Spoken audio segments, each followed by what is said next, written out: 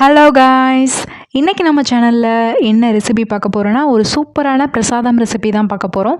அதுக்கு முன்னாடி சேனல் இன்னும் சப்ஸ்கிரைப் பண்ணலைன்னா சப்ஸ்கிரைப் பண்ணிக்கோங்க. வாங்க வீடியோக்குள்ளே போகலாம். இன்றைக்கி நம்ம பார்க்க போகிற ரெசிபி என்னென்னா தைப்பூசம் ஸ்பெஷல் திருச்செந்தூர் திருப்பாகம் ரெசிபி தான் பார்க்க போகிறோம். ரொம்பவே ஒரு ஈஸியான ஸ்வீட் ரெசிபி, ரொம்பவே டேஸ்ட்டாகவும் இருக்கும். செய்கிறதுமே ரொம்ப நேரம் ஆகாது, சீக்கிரமே செஞ்சு முடிச்சிடலாம். மொத்தமாகவே உங்களுக்கு 20 மினிட்ஸ் தான் ஆகும் இது செய்கிறதுக்கு. அவ்வளோ ஒரு ஈஸியான ரெசிபி. இது நீங்கள் பிரசாதமாக நெய்வேத்தியமாக செஞ்சு முருகனுக்கும் படைக்கலாம். இல்லைனா எப்போவாவது நீங்கள் ட்ரை பண்ணி பார்க்கணும்னு நினச்சிங்கன்னா கண்டிப்பாக ட்ரை பண்ணி பாருங்கள். ரொம்பவே சூப்பராக இருக்கும். வாங்க எப்படி செய்கிறதுன்றதை பார்க்கலாம். இதுக்கு முன்னாடி தைப்பூசத்துக்கு நிறைய ரெசிபிஸ் நான் அப்லோட் பண்ணியிருக்கேன். உங்களுக்கு வேணும்னா நீங்கள் பிளேலிஸ்ட் செக் பண்ணிக்கலாம். அப்படி இல்லைனா நான் டிஸ்கிரிப்ஷனில் கீழே லிங்க் கொடுக்குறேன், செக் பண்ணிக்கோங்க.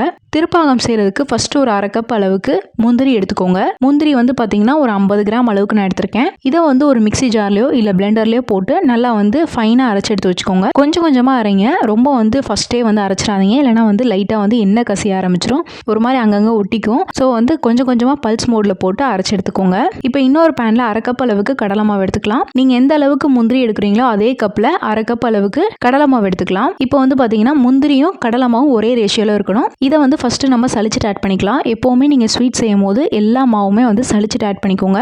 ஏன்னா தூசி ஏதாவது இருக்கும், இல்லைனா வந்து சின்ன சின்ன கட்டிகள் இருக்கும். ஸோ வந்து உங்களுக்கு ஸ்வீட் செய்யும் போது எந்த டிஸ்டர்பன்ஸும் இருக்கக்கூடாது. அதுக்காக வந்து நம்ம சலிச்சுட்டு ஆட் பண்ணிக்கலாம். இப்போ இதை நான் பேன்லேயே சலிச்சிட்டேன். ஸோ வந்து அப்படியே டேரெக்டாக வந்து ஸ்டவ்வில் வச்சுக்கிறேன். இப்போ வந்து ஃபஸ்ட்டு வந்து நம்ம லைட்டாக வந்து இதை ரோஸ்ட் பண்ணிக்கணும். ஏன் ரோஸ்ட் பண்ணணும்னா லைட்டாக வந்து பச்சை வாடை வரும் கடலை மாவில். அதனால் வந்து ஒரு 5 நிமிஷம் நல்லா வந்து வாசனை வர அளவுக்கு ஒரு நல்லா வறுத்துக்கோங்க. இப்போ வந்து ரொம்ப வறுத்துடாதீங்க, ரொம்ப ஒரு மாதிரி வாடை கருகிற மாதிரி வந்துடக்கூடாது. ஒரு 5 மினிட்ஸ்க்குள்ளே நல்லா ரோஸ்ட் பண்ணிவிட்டு 1 கப் அளவுக்கு நான் காய்ச்சின பால் எடுத்து வச்சுருக்கேன். இது வந்து பார்த்திங்கன்னா 200 ml.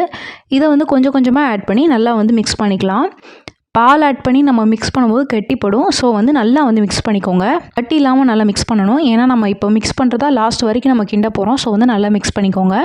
அப்படி வந்து உங்களுக்கு கிண்டும் போது எனக்கு வந்து கட்டி வந்துகிட்டே இருக்குது அப்படின்னு நீங்கள் ஃபீல் பண்ணிங்கன்னா நீங்கள் முன்னாடியே வந்து கடலை மாவும் பாலும் வந்து ஃபஸ்ட்டே நல்லா மிக்ஸ் பண்ணிடுங்க. மிக்ஸ் பண்ணிவிட்டு அதுக்கப்புறம் வந்து பேனில் ஆட் பண்ணிவிட்டு அதுக்கப்புறம் மிக்ஸ் பண்ணுங்கள். ஓரளவுக்கு உங்களுக்கு கட்டி வழுகாது. இப்போ வந்து நல்லா வந்து நான் மிக்ஸ் பண்ணிக்கிட்டே இருக்கேன். இப்போ வந்து இடையில ஒரு 2 டேபிள் ஸ்பூன் அளவுக்கு நெய்யை வந்து ஆட் பண்ணிக்கிறேன். ஆட் பண்ணிவிட்டு அதை நல்லா மிக்ஸ் பண்ணிவிட்டு இப்போ வந்து சர்க்கரை வந்து பார்த்திங்கன்னா 1 கப் அளவுக்கு நான் எடுத்திருக்கேன். 1 கப்புன்றது நான் 100 கிராம் அளவுக்கு எடுத்திருக்கேன். இதுக்கு வந்து நீங்கள் சர்க்கரை தான் ஆட் பண்ணணுமா அப்படின்னு கேட்டிங்கன்னா சில பேர் வந்து வெல்லம் ஆட் பண்ணுவாங்க, சில பேர் வந்து நாட்டு சர்க்கரை ஆட் பண்ணுவாங்க. ஆனால் எக்ஸாக்டாக வந்து கோவிலில் கொடுக்குற மாதிரி உங்களுக்கு வேணும்னு நினச்சிங்கன்னா நீங்கள் வந்து நார்மலான ஒயிட் சுகர் தான் ஆட் பண்ணணும். வெள்ளை சர்க்கரை ஆட் பண்ணால் தான் திருப்பாகம் நல்லா டேஸ்ட்டாக இருக்கும். அப்படியே உங்களுக்கு ஹெல்த்தியாக கொஞ்சம் செய்யணும் அப்படின்னு நினச்சிங்கன்னா நீங்கள் தாராளமாக வெல்லம் ஆட் பண்ணிக்கலாம். சர்க்கரை ஆட் பண்ணிவிட்டு நல்லா மிக்ஸ் பண்ணிக்கோங்க. சர்க்கரை ஆட் பண்ணி மிக்ஸ் பண்ணும்போது ஓரளவுக்கு கொஞ்சம் உங்களுக்கு இலகி வரும். ஸோ வந்து இந்த டைமில் நல்லா கட்டிலாம் இருந்துச்சுன்னா நல்லா வந்து கிண்டி விட்டுக்கோங்க. இப்போ வந்து நல்லா மிக்ஸ் பண்ணிவிட்டு நம்ம அரைச்சி வச்சுருக்க முந்திரி பவுடரை வந்து இதில் ஆட் பண்ணிக்கலாம். ஆட் பண்ணிவிட்டு நல்லா மிக்ஸ் பண்ணிக்கோங்க.